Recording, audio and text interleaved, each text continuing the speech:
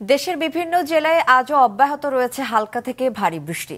এদিকে টানা বৃষ্টি ও পাহাড়ি ঢলে নতুন করে প্লাবিত হয়েছে ফেনী ও নোয়াখালীর বিভিন্ন এলাকা। জলাবদ্ধ হয়ে পড়েছে বিভিন্ন জেলার নিম্নাঞ্চল।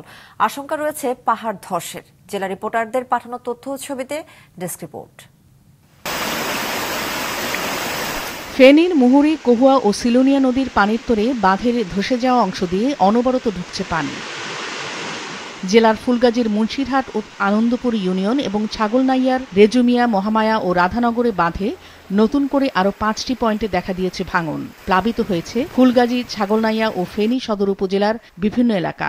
তলিয়ে গেছে ফেনী ছাগলনাইয়া সড়ক। বিচ্ছিন্ন রয়েছে পরশুরাম আঞ্চলিক সড়ক যোগাযোগও। চরম দুর্ভোগে পড়েছেন পানিবন্দী কয়েক হাজার মানুষ। টিউবওয়েলগুলো পানির তলে, টয়লেটগুলো পানির তলে, রান্নাবান্না করতে পারতেছি না, বাড়িঘর ফার্নিচার টার্নিচার সব নষ্ট হয়ে গেছে। গত 24-এর বন্যায়ও আমাদের ঠিক মাত্রার উপরে চলে আসছিল। এখন বাঁধগুলোর নির্মাণ হয় না। প্রতি বছরে সবাই বলে নির্মাণ করবে, কিন্তু কেউ কোনো উদ্যোগ নেয় না।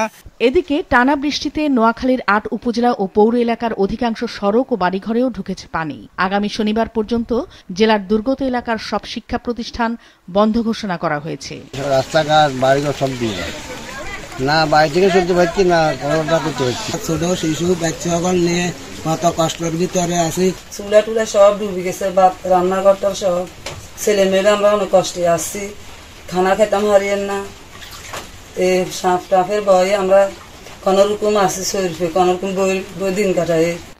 কুমিল্লার গোমতীর পানি বাড়ায় বন্যার আশঙ্কা দেখা দিয়েছে। জেলা প্রশাসনের পক্ষ থেকে প্রস্তুতি হিসাবে 583টি আশ্রয়কেন্দ্র প্রস্তুত রাখা হয়েছে।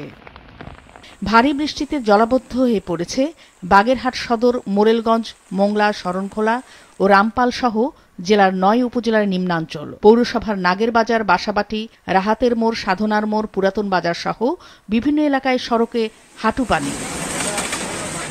জলবদ্ধতা দেখা দিয়েছে বরিশাল নগরের মেজর এম এ জলিল সড়ক, বগুড়া রোড, পলাশপুর, গুরুস্থান রোড, কালুশা সড়ক সহ বিভিন্ন নিচু এলাকায়।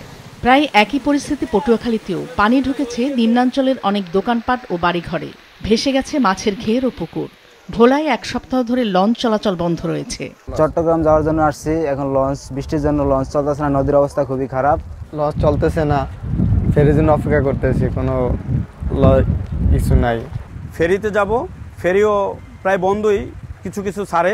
বৃষ্টি হলে আমাদের বরিশাল নগরীতে জলবদ্ধতা শুরু হয়, এটা থেকে আমরা রেহাই পেতে চাই। বৃষ্টিতে জনজীবনে স্থবিরতা নেমে এসেছে গোপালগঞ্জে। বৈরী আবহাওয়ায় ফেরি চলাচল ব্যাহত হচ্ছে পাটুরিয়া দৌলতদিয়া রুটে। অন্যদিকে পানি নিষ্কাশনের অভাবে ভারী বৃষ্টিতে জলাবদ্ধ হয়ে পড়েছে যশোরের বেনাপোল স্থলবন্দর। চরমভাবে ব্যাহত হচ্ছে পণ্য লোড আনলোড সহ বন্দরের বিভিন্ন কার্যক্রম। টানা বৃষ্টি ও পাহাড়ি ঢলে রাঙামাটির লংগদু ও দীঘানেলার সড়ক পানিতে তলিয়ে যাওয়ায় যান চলাচল সম্পূর্ণ বন্ধ হয়ে গেছে। লংগদুর মাইনী নদীর পানি বেড়ে প্লাবিত হয়েছে বিভিন্ন নিম্নাঞ্চল। পাহাড় ধসের আশঙ্কায় ঝুঁকিপূর্ণ এলাকা দিয়ে সরে গিয়ে আশ্রয় কেন্দ্রগুলিতে যাওয়ার অনুরোধ জানিয়েছেন খাগড়াছড়ি সহ 3 পার্বত্য এলাকার জেলা প্রশাসন। নাদিয়া আফরিন, মাছরাঙা নিউজ ডেস্ক।